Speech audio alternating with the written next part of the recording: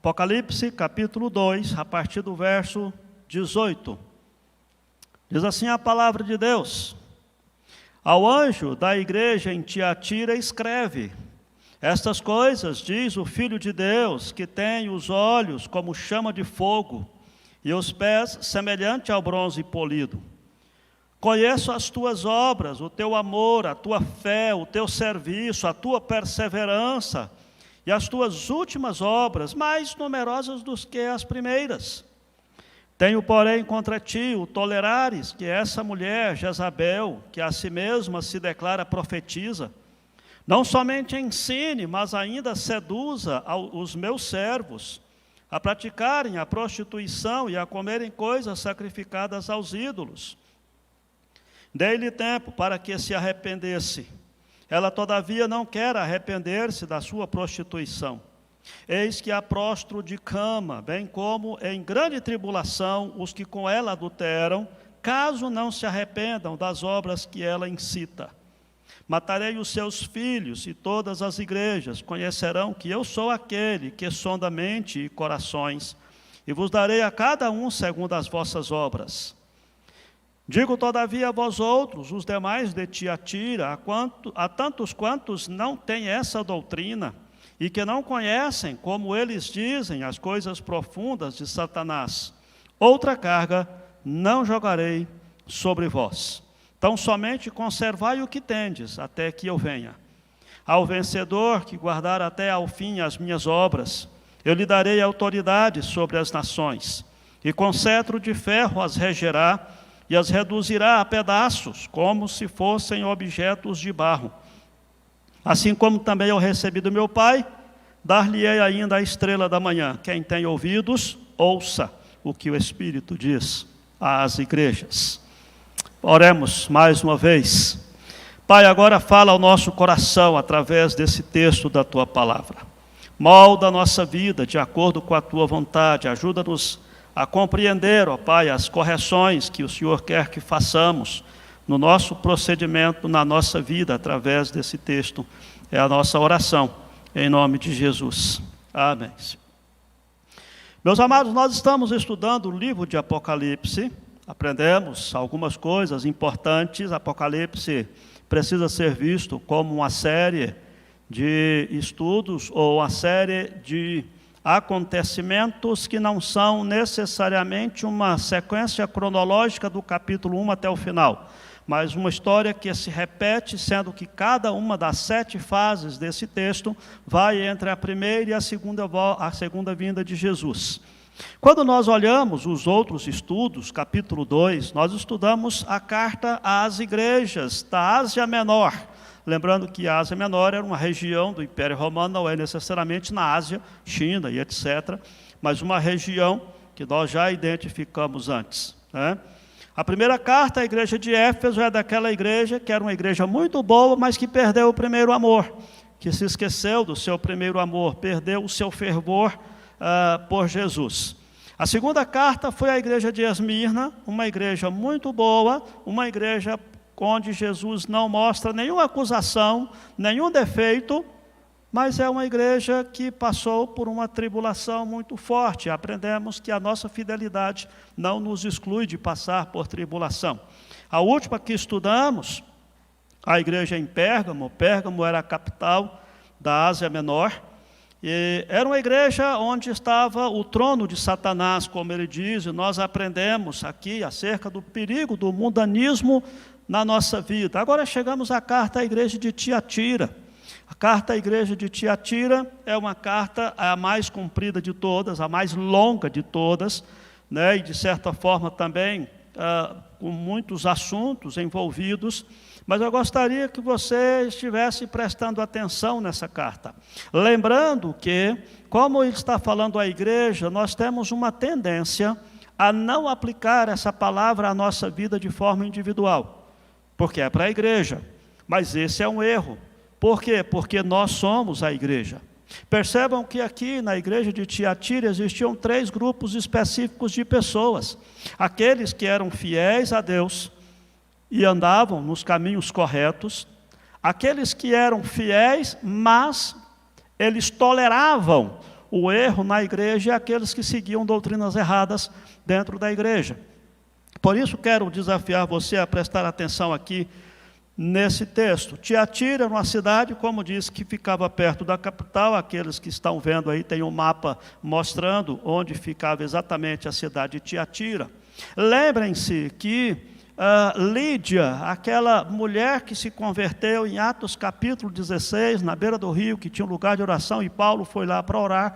Lídia era dessa cidade. Pode até ser que tenha sido ela que voltou para a sua cidade e levou o evangelho, ali começou a igreja. A gente não tem essa informação. Agora, a própria Atos diz que Lídia era vendedora de púrpura, e a fama dessa cidade era que era uma cidade muito comercial. Naquela região havia um tipo de raízes que eram usadas para fazer um corante vermelho, meio roxo, que servia como corante para se colorir tecidos. E também existia lá também artesanatos, linhas, capas, tingimento de panos, curtidores, oleiros. Era uma cidade muito comercial.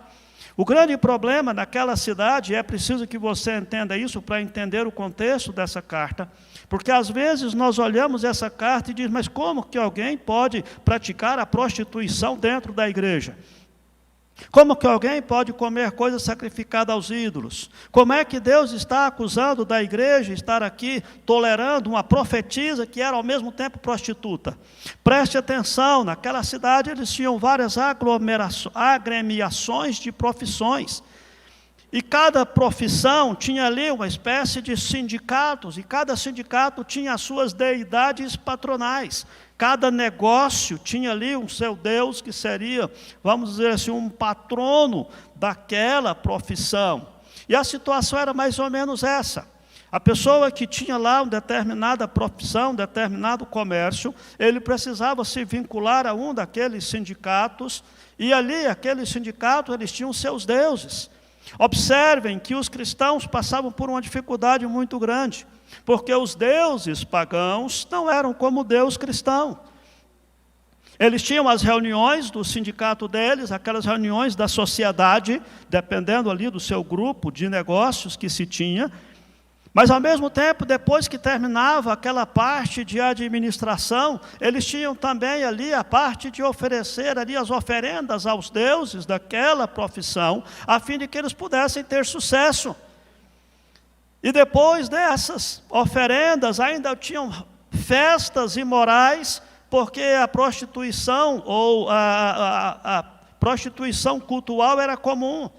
Portanto, qualquer pessoa que tinha uma profissão, ela precisava se vincular a um daqueles sindicatos. Aqueles sindicatos tinham os seus deuses, e aqueles deuses eram atendidos por aquelas profissões, e, portanto, qualquer pessoa que se declarasse cristã, tinha sempre esse grande dilema, que era de pertencer a um sindicato, porque senão não poderia trabalhar, mas declarar-se então patrono ou devoto daquele santo, daquele Deus que aquela profissão exigia. Os demais profissionais, a sociedade da época exigia. É preciso que a gente entenda isso. Na verdade, não é muito diferente de hoje. Se você pensar hoje, apesar de que hoje o nosso povo não é tão religioso quanto aquela época, mas hoje se tem, por exemplo, o Éder, que é caminhoneiro, tem ali o santo dos caminhoneiros, tem o santo dos endividados, tem os santos disso, os santos daquele aqui no nosso Brasil. A grande questão é que naquela época as pessoas, além do culto a César, que tinham que declarar que César era Deus, como nós vimos na outra carta, ainda tinha esse problema do vínculo da profissão com a religião.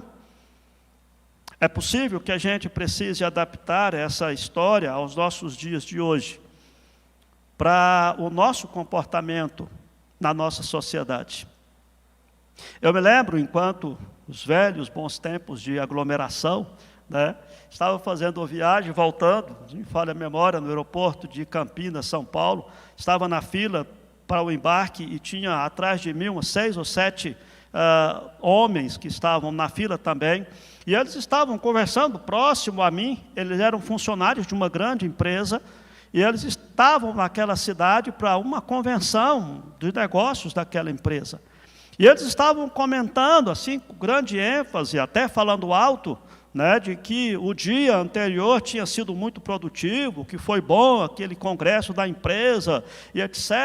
E que à noite, depois que acabou o congresso, a própria empresa promoveu um determinado tipo de festas para os seus funcionários, e eles estavam ali contando aquelas grandes vantagens, todos eles, traindo a esposa com outras mulheres que foi proporcionado ali. E eu fiquei naquela fila pensando, que mundo é esse? Que as pessoas têm uma liberdade tão grande de falar um negócio desse em público, em voz alta, sem esconder nada. Esse é o nosso mundo. Agora, recentemente também, eu vi uma reportagem de um determinado ator que está, acho que pegou Covid, está muito mal. E aí, falando ali, a reportagem na internet, pelo menos o título, eu não li a reportagem, mas o título falando que o marido do ator estava confiante de que ele ia sair daquela situação. E são coisas assim que a gente olha e fala, como que as pessoas falam de forma tão aberta, tão natural sobre isso. E a gente percebe que, de fato, o mundo jaz no maligno. E o nosso grande problema é como que nós podemos nos comportar como cristãos nesse mundo.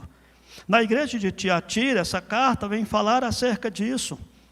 Como deve ser o seu procedimento na empresa onde você trabalha, se a empresa exigir de você, se a empresa requerer de você algum tipo de comportamento que possa fazer com que você negue a sua fé. Era isso que estava acontecendo em Tiatira. Volta a dizer, não olhe esse texto como, tinha uma profetisa dentro da igreja que era prostituta. Não era isso. Se fosse isso, era uma coisa muito...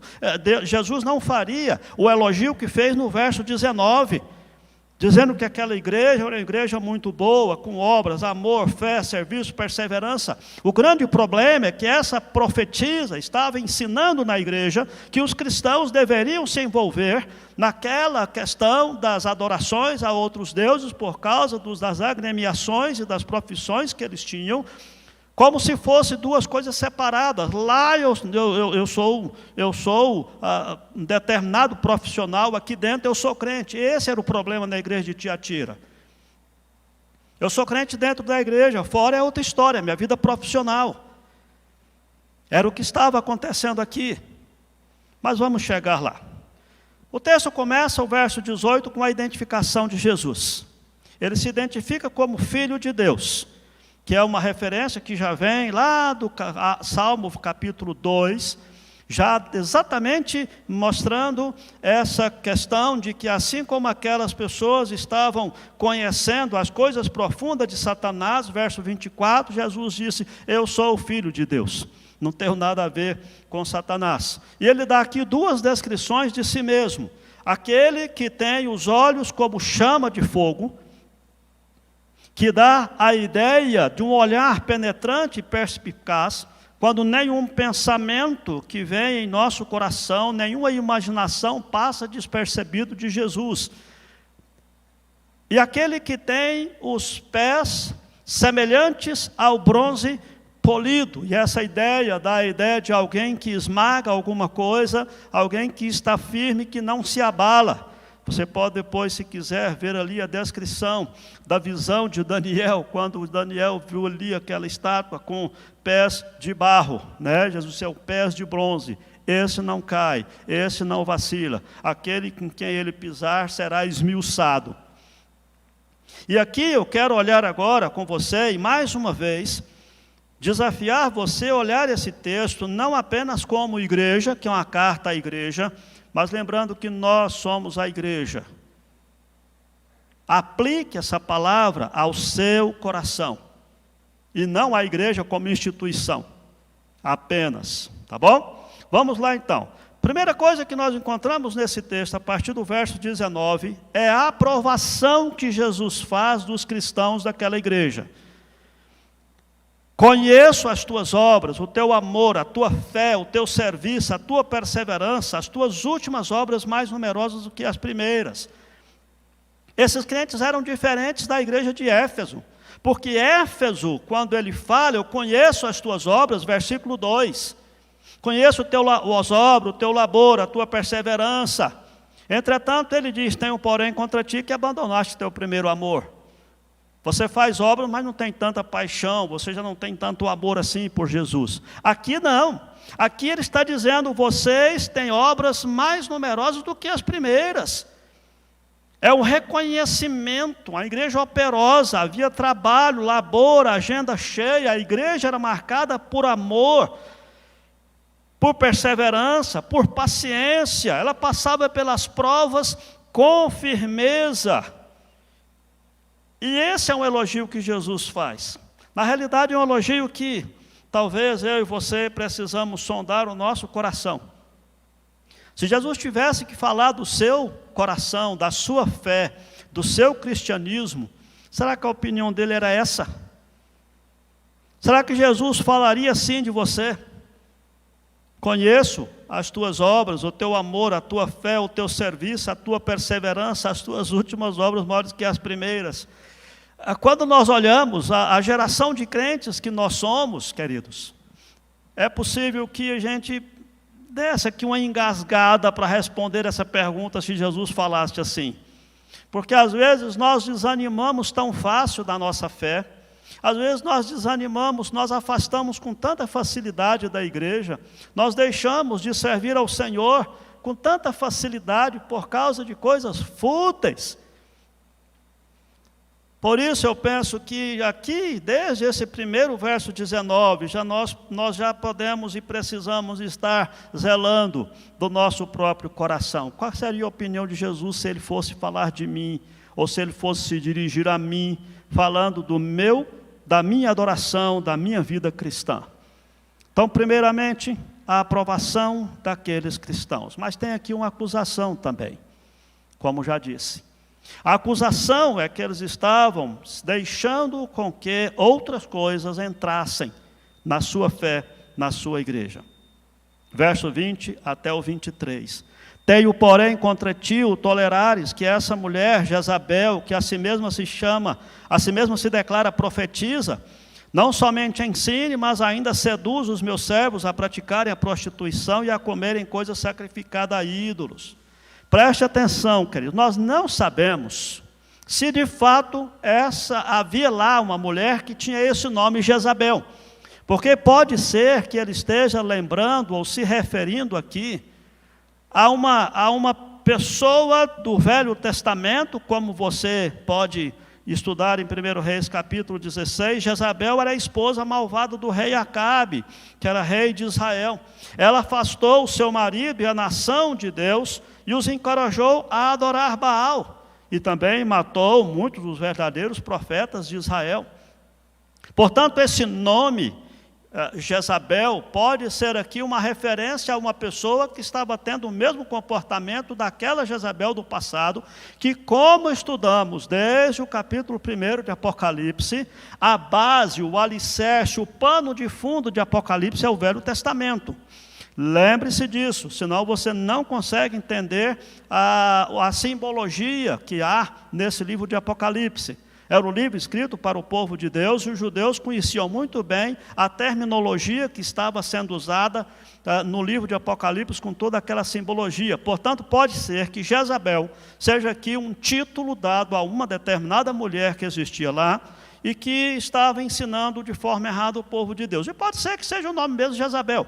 Não tem nenhuma relevância se a pessoa chamava Jezabel mesmo, ou se era uma referência a essa pessoa como sendo Jezabel, referindo-se ao passado. O fato é que estava ali essa mulher, que se passava por profetisa, e ela estava ensinando os servos de Deus a praticar a prostituição e a comer coisas sacrificadas aos ídolos. Volto a lembrar a você, na realidade, não convém entendermos esse prostituição como sendo dentro da igreja, mas o fato dos cristãos serem liberais fora da igreja, o fato dos cristãos terem um comportamento fora da igreja.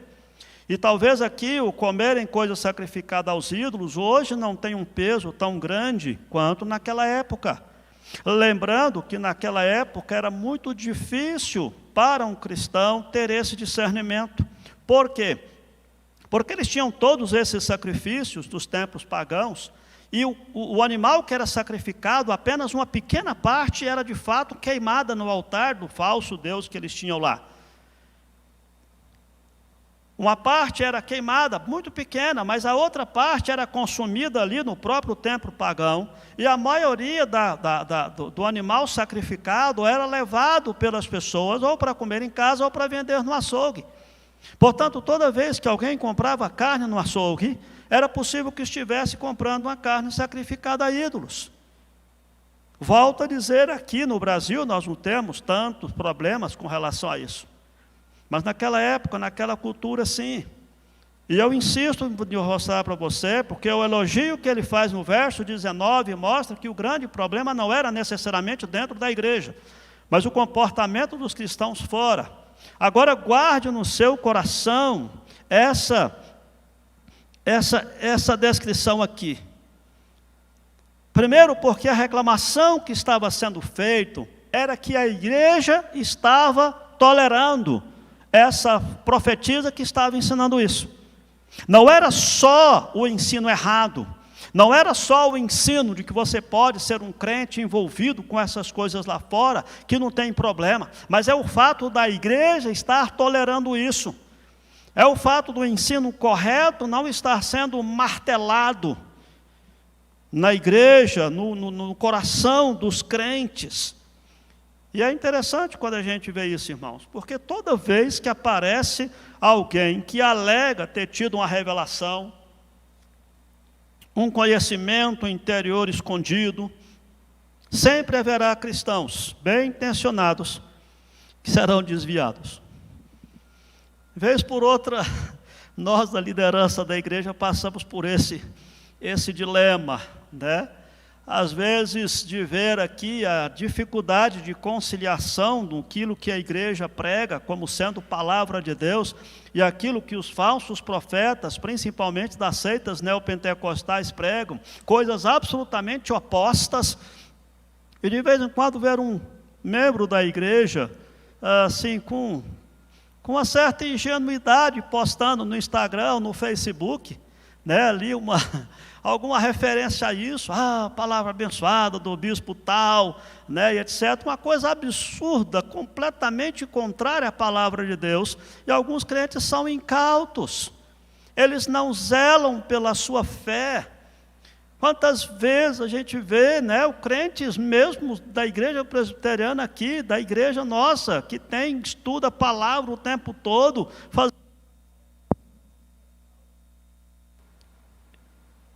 e em várias outras situações e coisas que a gente percebe que é pura contrária à palavra de Deus. Parece que há uma certa sede, não sei se de emoção, não sei se de coisa diferente, né? Mas assim, uma certa sede de coisas novas, né? E aí, o que acontece, a reclamação que Deus faz aqui a essa igreja, era exatamente que ele estava chamando isso de prostituição. Prostituição espiritual. É o fato de você abraçar uma outra doutrina, claramente contrária à palavra de Deus. Toda vez no Velho Testamento que as pessoas serviam a Baal e outros deuses, a referência, a comparação bíblica sempre dos profetas sempre era essa: o meu povo se prostituiu com falsos deuses. E o que nós temos aqui em Tiatira é isso. Era alguém que estava ensinando na igreja coisas que não deveriam ser ensinadas, o ensino corrompido. Isso tem a ver também, queridos, que quando nós perdemos vamos assim dizer, quando nós perdemos os valores cristãos e adotamos os valores do mundo. Isso se aplica quando os jovens começam a ter um relacionamento sexual antes do casamento como se fosse normal. Porque na sociedade tudo é normal, então absorvem isso. Isso se aplica quando nós nos envolvemos com pornografia na internet, por exemplo, como se isso fosse normal, um comportamento aceitável. Portanto, todas as vezes que nós temos esse tipo de comportamento no que diz respeito à honestidade financeira, no que diz respeito à sua vida profissional, quando você abre mão dos seus princípios para atender a empresa onde você trabalha, porque afinal de contas você precisa do sustento para a sua família, aí você abre mão da sua fidelidade a Deus e deixa de ter a bênção de Deus sobre a sua vida. Talvez parafraseando ou ilustrando aquela questão de você vender a bênção de Deus por um prato de lentilhas, parafraseando aqui o texto do Velho Testamento. É quando você não faz questão de ser crente no seu trabalho. É quando você não exige que os seus empregadores ou a empresa onde você trabalha respeite a sua fé, os seus princípios. E aí você começa a viver uma situação de infidelidade a Deus. E a palavra, junto com essa acusação aqui, é que Deus deu tempo para se arrepender-se, todavia não quer arrepender-se. Deus faz aqui essa acusação e mostra que eu vou prostrar essa Jezabel de cama, bem como vou colocar em grande tribulação os que com ela adulteram, caso não se arrependam das obras que ela incita. Vou matar os seus filhos, não entenda aqui filhos como sendo genericamente o filho daquela mulher, mas a ideia daqueles que seguem os ensinamentos, daquela mulher. E todas as igrejas vão conhecer que eu sou aquele que sonda mente e corações, lembra lá do olhar como fogo, como chama de fogo. E vos darei a cada um segundo as vossas obras. Coisa que nós já sabemos, o próprio apóstolo Paulo diz que importa que compareçamos perante o tribunal de Cristo, e cada um receberá segundo as suas próprias obras. Há um aviso. Quero desde já lembrar a você, que quando nós estudamos esse texto da palavra, e quando eu pergunto qual é a opinião que Jesus tem a seu respeito, acerca da sua fé, quando eu falo acerca da necessidade de nós voltarmos aos caminhos de Deus, é porque Deus está dando tempo para que nós nos arrependamos. Deus está dando tempo para que a gente volte atrás. Deus está dando tempo para que a gente ouça essa palavra, avalie a nossa vida e passemos a mudar o nosso comportamento, o nosso procedimento. É por isso que eu disse que você não deve olhar esse texto como sendo uma carta para a igreja como instituição, mas olhe esse texto como sendo uma carta para o seu coração, porque você é a igreja. E aqui nos versos 24 e 25, tem uma admoestação aos cristãos. Ele faz primeiro uma acusação a um grupo de crentes e à igreja como um todo que estava tolerando aquele ensino, mas ele faz aqui uma exortação, uma admoestação, versos 24 e 25. Quando ele diz: digo todavia a vós outros, os demais de Tiatira, a tantos quantos não têm essa doutrina, e que não conhecem, como eles dizem, as coisas profundas de Satanás, outra carga não jogarei sobre vós, tão somente conservai o que tendes, até que eu venha. A exortação é muito simples. Ele diz assim: ao grupo que ainda não se desviou para a doutrina dessa profetisa, ao grupo que aí não se envolveu num compromisso com a sociedade pagã a ponto de comprometer a sua fé, conservem o que vocês têm. Essa é a ideia, continuem assim. O plano é esse, continuem tendo boas obras, amor, a fé, o serviço, a perseverança. Verso 19.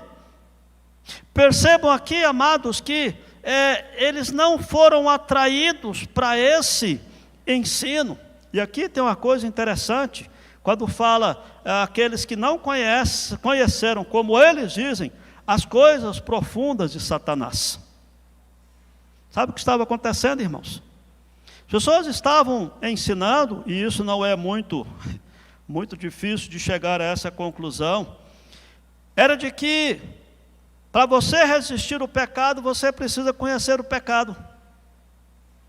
Para você resistir a Satanás, você precisa resistir a Satanás. Isso não é uma novidade.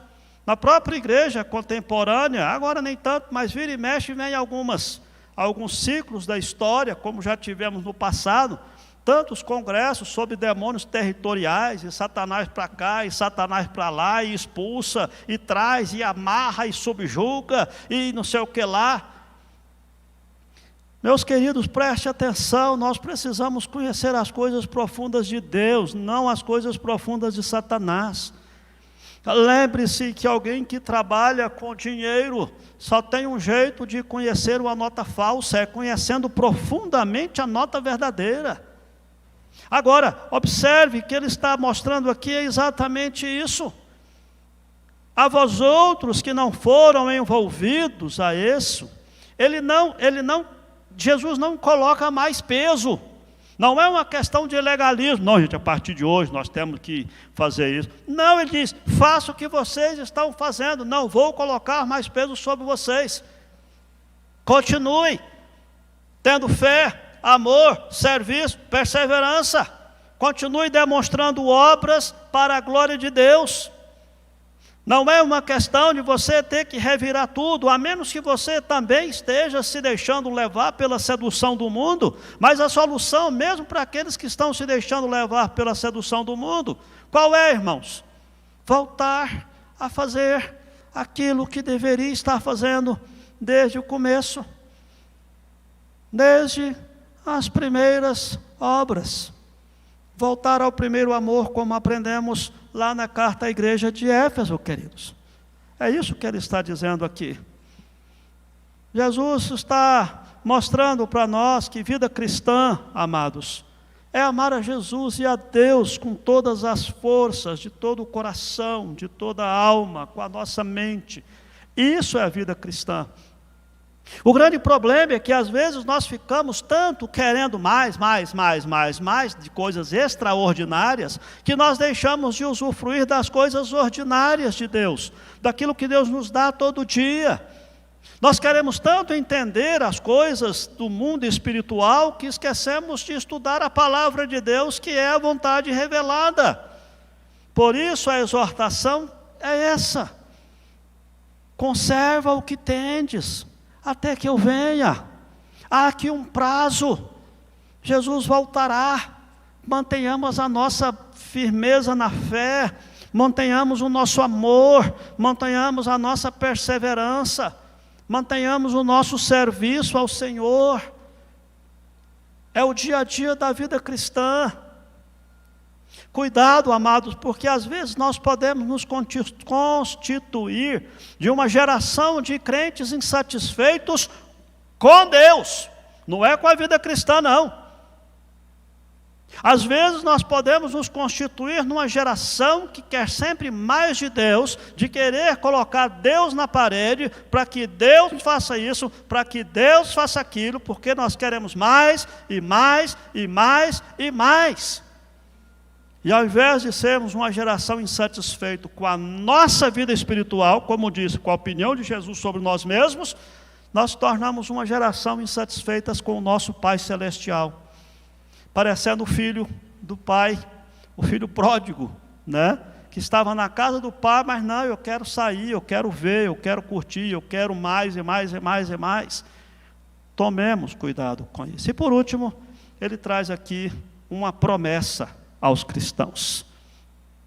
Todas as cartas vêm nessa composição: um elogio, uma reclamação, uma exortação e uma promessa. Já percebeu isso nas 3 primeiras cartas que estudamos, né? Há sempre esse padrão.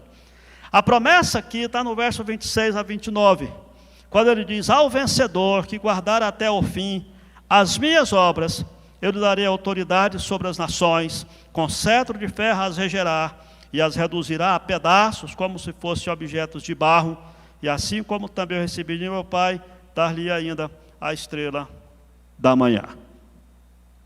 Aqueles que vencem, aqueles que perseveram, a promessa é muito grande. Primeiramente vai dar autoridade sobre as nações. Tome cuidado com isso, porque algumas pessoas se empolgam com isso, né? com relação à autoridade sobre as nações. Essa é uma autoridade que Jesus nos diz que recebeu do Pai. E isso você encontra lá no Salmo capítulo 2, particularmente o verso 9. Originalmente o Salmo 2, lá no Salmo 2, essa autoridade foi dada por Deus ao rei de Israel, mas aquele é um salmo messiânico, se referindo ao Filho de Deus. E aqui que a gente percebe que o título Filho de Deus encontra o seu fundo. E essa promessa do Salmo 2, ela é encontrada plenamente em Jesus, mas como Rei do povo de Deus e nos representando diante de Pai, e como Jesus governa, nós também governamos. Não é que eu vou ser rei, não é que você vai governar as nações, mas é que Jesus fará isso em nosso nome. Nós haveremos de julgar o mundo, como o apóstolo Paulo disse em 1 Coríntios, capítulo 6, verso 2, mas em Jesus e com Jesus, não por autoridade própria nossa. Lembre-se disso.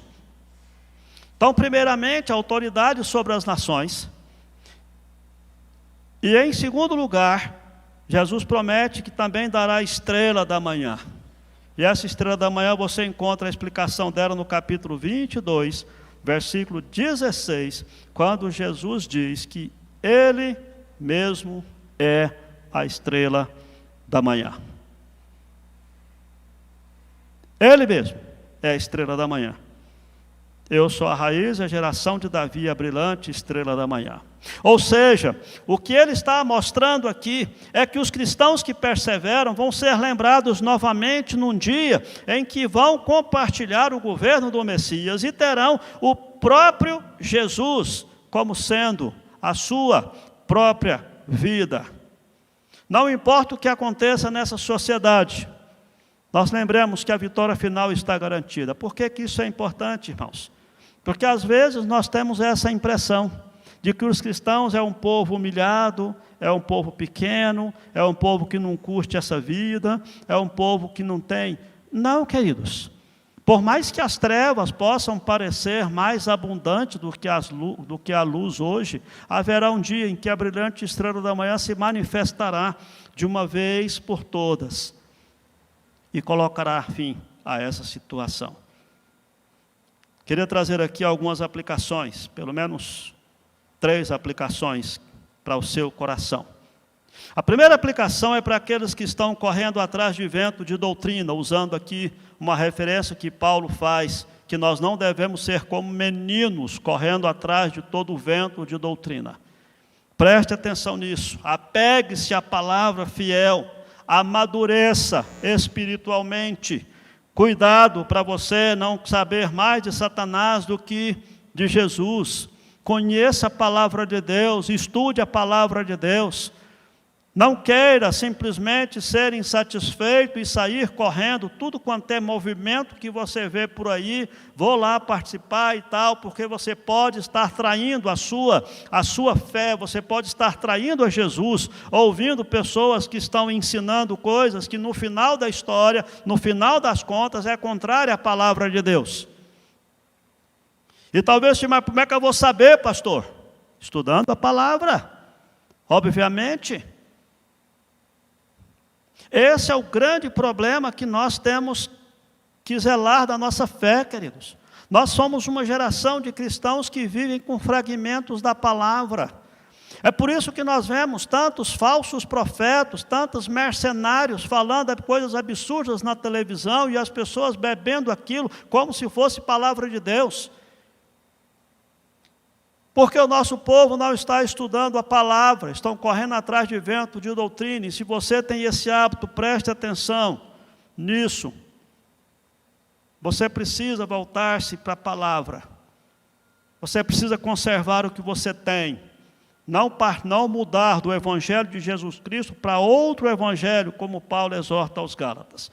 A segunda aplicação que quero deixar aqui é para aqueles que estão desleixados com a sua vida moral e os seus valores desse mundo. Analise o seu coração, como é que anda isso daí? Observe que mesmo que as pessoas tenham demonstrado amor, serviço, mostrado resistência, isso não é suficiente. Se eles também se envolvessem numa vida pecaminosa e estivessem apaixonados por falsos ensinos, eles deveriam lidar com isso. O elogio do verso 19 não exclui a exortação do restante do texto, queridos. Observe, amados, o bem que os cristãos fazem não cancela o mal que praticam. Não é uma questão de equilibrar uma coisa com outra. Diz, não, eu tenho aqui só um pecadinho do cada dia, mas eu sou crente, eu tenho ministério na igreja, eu sou isso, eu sou aquilo. Não, uma coisa não compensa a outra. Poderia ser muito fácil para Jesus elogiar o que era certo e fazer vista grossa ao que era errado. Passar por cima o que era errado, mas ele não fez. Jesus queria e continua querendo sempre o melhor em todos os sentidos para nós, todos os cristãos. Isso é que a Bíblia fala de santificação, que é um processo crescente de busca da presença de Deus. E tome cuidado com isso. Recentemente, um falso profeta colocou um vídeo no Facebook dizendo que não importa se você cheira maconha, não importa se você é adulto, não importa que Jesus está na sua vida. E isso é santificação. Uma coisa absurda, perplexo de ver isso, mas tem muita gente que acredita nisso, ou às vezes não fala, mas vive com isso no coração. Não, eu tenho aqui um pecadozinho, mas em compensação eu sou alguém que sou firme na fé, dizimista, tem ministério na igreja. Não, queridos, na verdade a sua firmeza na fé realça ainda mais o seu pecadozinho. Tome cuidado com isso. E por fim, uma terceira aplicação para todos nós. Lembre-se que a longanimidade de Deus é uma paciência exagerada de Deus, mas não é uma paciência infinita. Deus mostra isso aqui. Deus é longânimo, mas um dia a paciência de Deus com o nosso pecado chega ao fim, termina. Como Deus disse aqui, eu dei tempo para que se arrependesse, mas ela não quer se arrepender. Por isso Deus vem e pesa a mão sobre aquela mulher. Aliás, seria até bom se você guardasse, quero deixar aqui uma exortação para você, guarde uma frase que está em Jeremias capítulo 15, verso 6. Bota aí na cabeça, Jeremias 15, 6. Sabe o que Deus diz lá? Deus diz assim para o teu povo, para o povo dele: eu estou cansado de ter compaixão.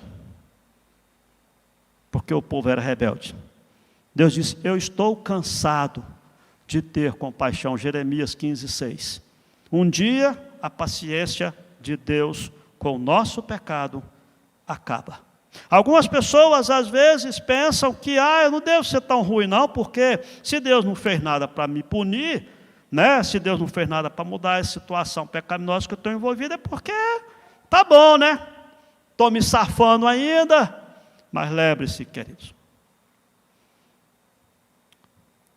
não abuse da graça de Deus, porque um dia a paciência de Deus acaba.